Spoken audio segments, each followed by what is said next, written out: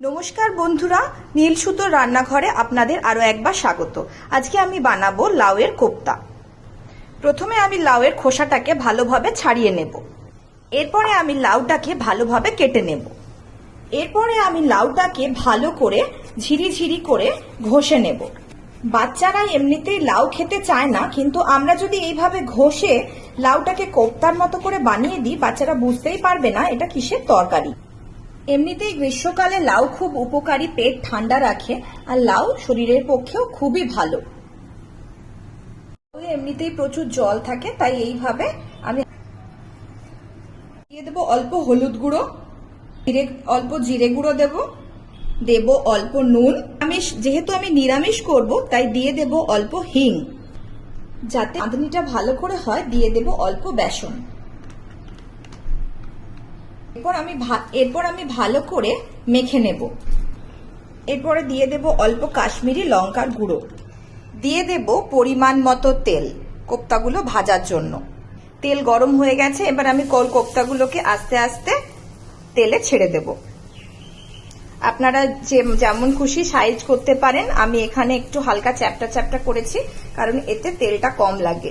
গোল গোল করেও করতে পারেন, তাহলে ডুবো তেলে ভাজতে হবে। কোপ্তার এক পিঠটা ভাজা হয়ে গেছে, এবার আমি আস্তে আস্তে অন্য পিঠটাও সুন্দর করে ভেজে নেব। কোপ্তাগুলো লাল লাল করে ভাজা হয়ে গেছে, এবার আমি আস্তে আস্তে তুলে রাখবো। এইভাবে আস্তে আস্তে সমস্ত কোপ্তাগুলোকে আমি তুলে রাখছি। এবার কোপ্তাগুলোর জন্য কারি করার জন্য দিয়ে দেব টমেটো কুচি, দেব কয়েকটা কাজু, আর দিয়ে দেব একটু পোস্ত। বাটার জন্য দিয়ে দেব পরিমাণ মতো জল।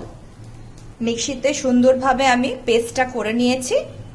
গরম হয়ে গেছে, এবার আমি বেটে রাখা মশলাটা আস্তে আস্তে ঢেলে দেব।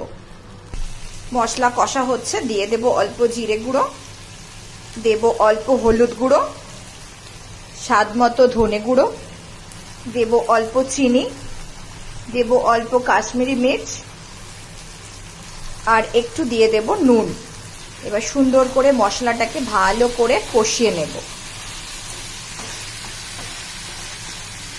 মশলা থেকে তেল ছেড়ে ছেড়ে আসছে, আমি এবার দিয়ে দেব অল্প উষ্ণ গরম জল।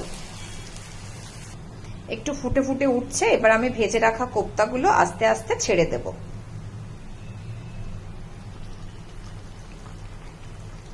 ব্যাস, আমার হয়ে গেছে সুন্দর লাউয়ের কোপ্তা কারি।